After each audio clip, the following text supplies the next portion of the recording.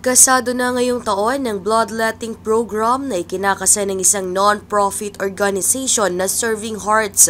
Sinimulan nito sa Bliss 3 nitong Enero 14 pasado alas 7 ng umaga.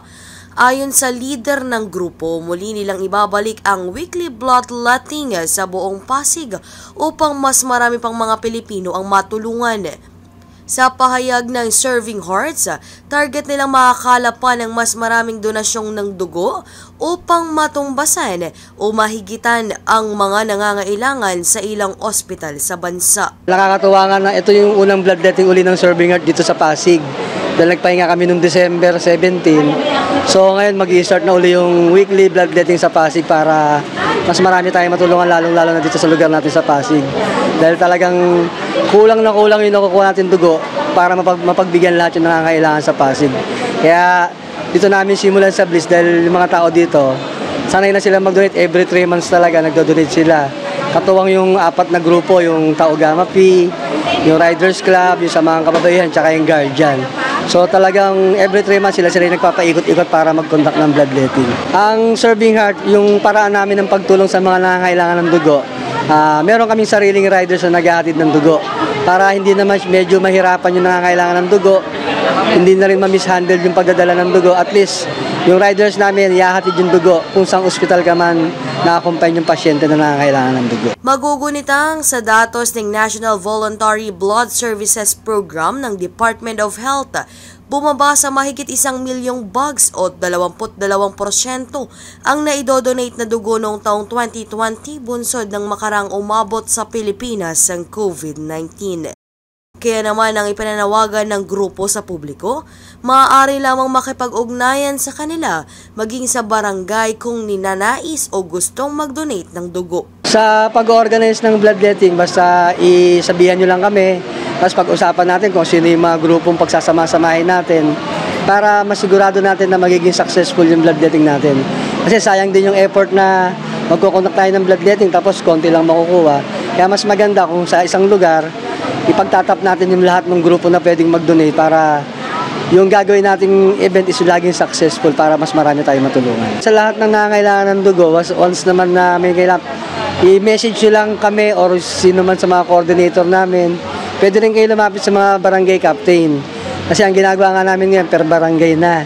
Para na-acknowledge din yung barangay na tumutulong sa kanila, katuwang din kami. Ganun ang gagawin namin yung sistema ngayon sa Pasig. Upang mas mapaigting pa ang bloodletting program sa lugar, isa ang grupo ng samahan ng mga kababaihan ng Bliss 3 ang nakipagtulungan sa grupong Serving Hearts para makahikayat ng mga donor sa barangay May Bunga. Unang-una po, yung mga nanay talaga po, talaga sinabihan ko sila na kumuha ng mga donor hindi lang dito sa Bliss, pati sa labas, mga kamag-anak, kaibigan, pati na kamarites para po mas marami kayong maibigay na dugo para sa nangangailangan dito sa Bliss kasi wala na po talaga kailangan. Sa ngayon naman po, parang nakaka 50 plus na kami, ang target po namin is 100 kaya konti na lang. Siguro mga 275 ganyan.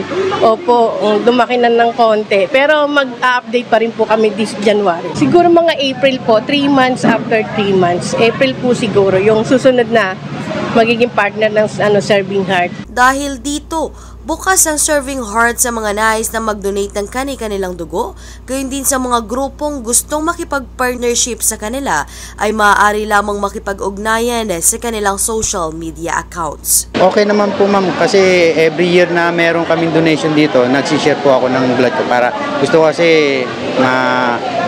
palitan na mag-recycle yung dugo ko na makapag-donate din ako sa nangangailangan. Ang 3 times na to po ma'am, ang 3 beses na po. Para naman po makatulong ako sa nangangailangan ng dugo. Para once na mangyari din sa akin ng mga kailangan ko ng dugo, pagka-donor ka ng dugo, pwede ka rin makahingi ng dugo sa Red Cross kung sakasakali. Sana wag naman. Pero gusto ko sanang ganun para makatulong ako sa nangangailangan. Sana maging ganito rin sila katulad na sa akin para pagdating na oras na mangailangan sila, mabilis sila makakuha at makatulong din sila sa kapwa namin Pilipino dito sa loob ng Bliss. Imbitahan ko na kayo sa susunod na linggo sa Rosario po, sa Eskwela de Santo Rosario sa pangunguna ni Dr. Jeje, tapos sa January 28 sa Barangay Kalawaan naman po.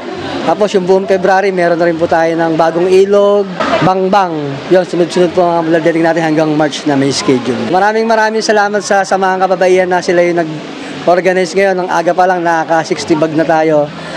Marami pa naman parating, kaya more or less marireach natin yung target natin ng 100 bags. Maraming salamat po mga nanay, at pinakita nyo na naman sa akin na isa lang talaga tayo dito. Isang post ko lang talagang nandiyan kayo palagi agad nakasuporta sa ating samahan. Gayon din po kahit hindi po namin member na talaga sumusuporta pa rin sa amin para mag-donate ng dugo. Hindi lang po doon, kahit mga tagalabas, tupad ni Sir Larry, palagi po silang nagdo-donate din sa amin dito para tumulong. Nagpapasalamat din po ako sa Serving Hearts, kay Ma'am Jackie, kay Press Jaguar, Sir Benji Garcia, lalo na kay Sir Larry na talagang ang laki ng tulong sa amin palagi pag ganitong may event. Mula rito sa Barangay May Bunga, ako po si Jen Patrolya para sa latest ng iNews Pasig.